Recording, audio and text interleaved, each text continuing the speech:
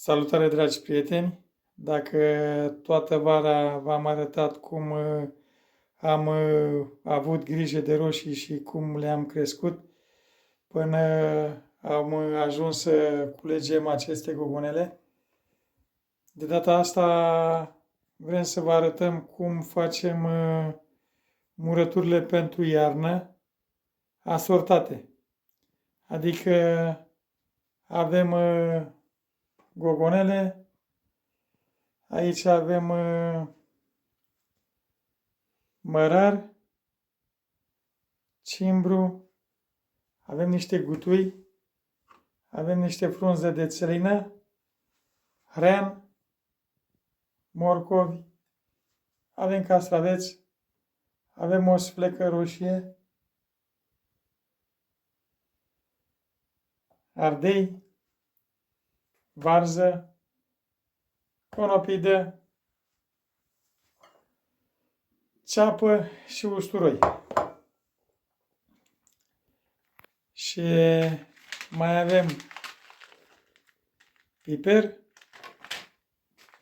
foi de dafin și le vom pune în borcane de 5 litri. Să ne apucăm să punem în borcan.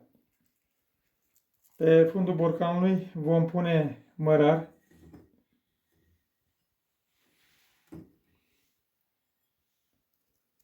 Vom pune niște crecuțe de cimbru.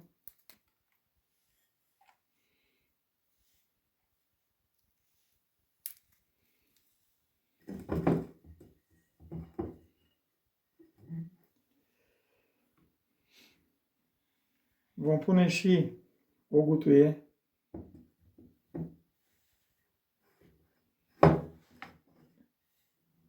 Dăm drumul ușor ca să nu ne spargă borcanul.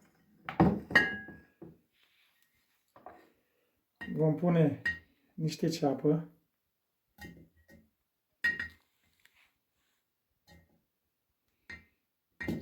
Și câțiva căței de usturoi.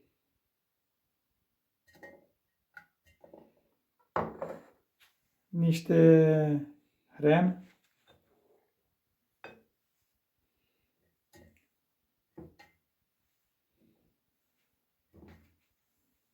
Morcov.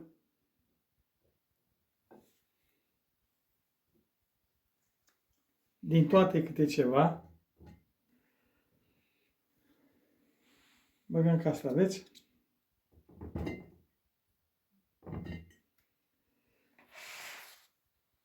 Punem și câteva crecuțe de țelină.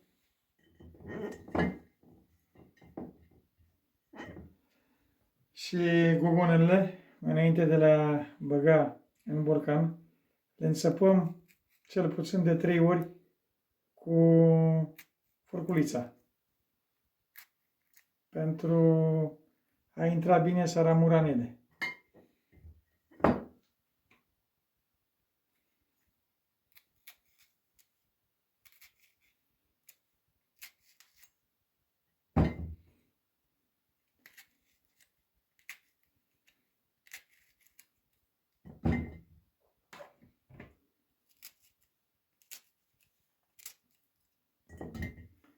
Bun, acum punem și niște varză.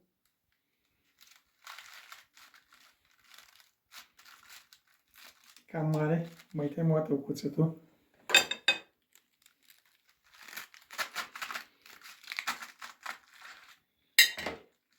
Vă arătăm pas cu pas cum facem cu tot ce punem în ele, ca atunci când începem borcanul să avem și gogonele, să avem și varză, să avem și conopidă, să avem și morcov, adică să luăm din toate când începem borcanul de murături.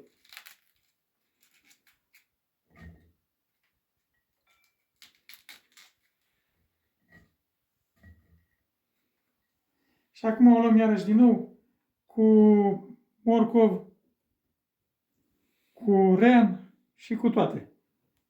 Le luăm din nou, iar câte un rând din fiecare.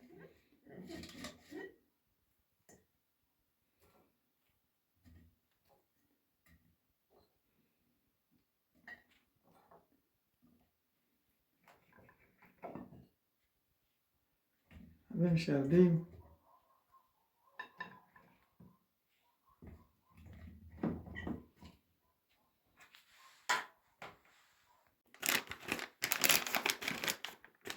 Cam pe la jumătatea borcanului așa.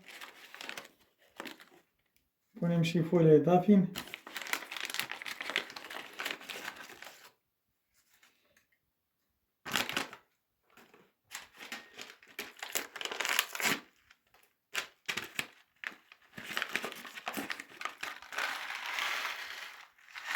Punem piper.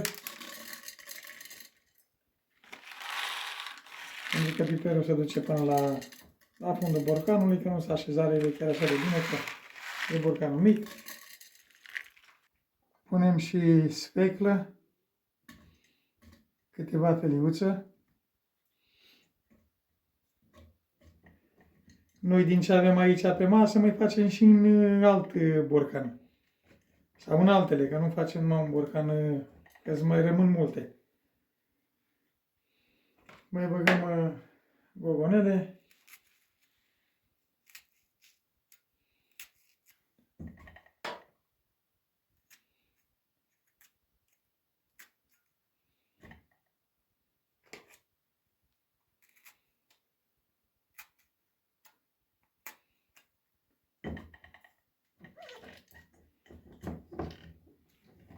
Le așezăm cât de cât mai bine. Ele oricum se lasă după ce punem saramura în timp. Cătăm și niște gogonele mai mici ca să intre pe unde este câte un gol mai mic. Mai punem conopidă.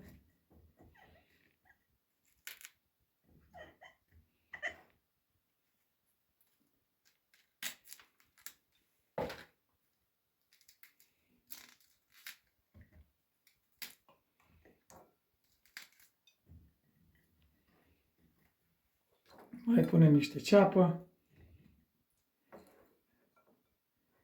niște căței de usturoi, mai punem niște morcov, rean, că reanul e foarte bun că le ține gogonele tari, adică murăturile stau bine cu acest rean. Mai punem niște varză.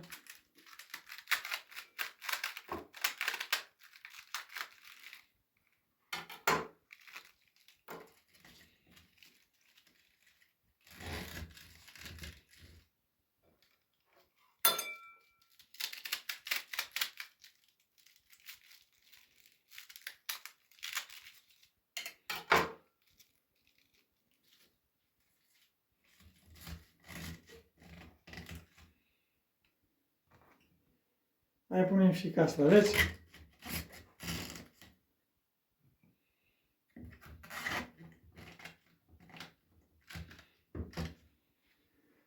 Cam asta este cu acest borcan. Trebuie să facem saramura. Să vă arătăm cum facem saramura. Și ăștia la alte le punem după noi în alte borcane. Hai să facem saramura. Aici avem 2 litri de apă și vom pune 2 linguri de sare cu vârf.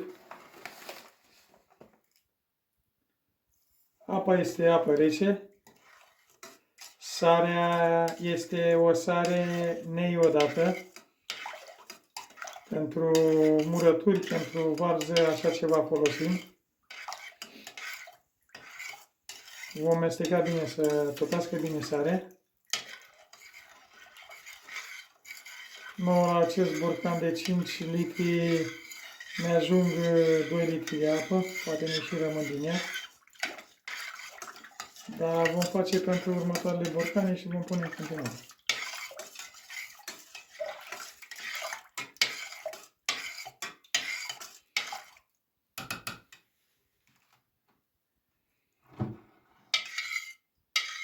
să tot fie bine.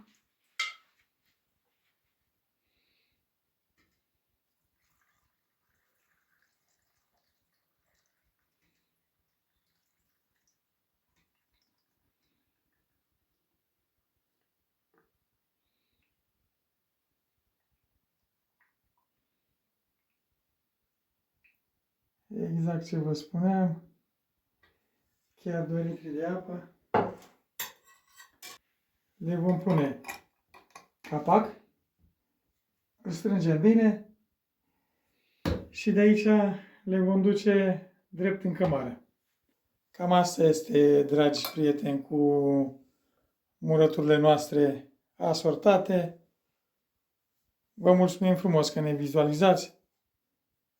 Lăsați-ne și nouă un like la vizualizare, un comentariu dacă vreați dumneavoastră, o distribuire. Vă mulțumim frumos tuturor. Să aveți o zi bună. Salutare!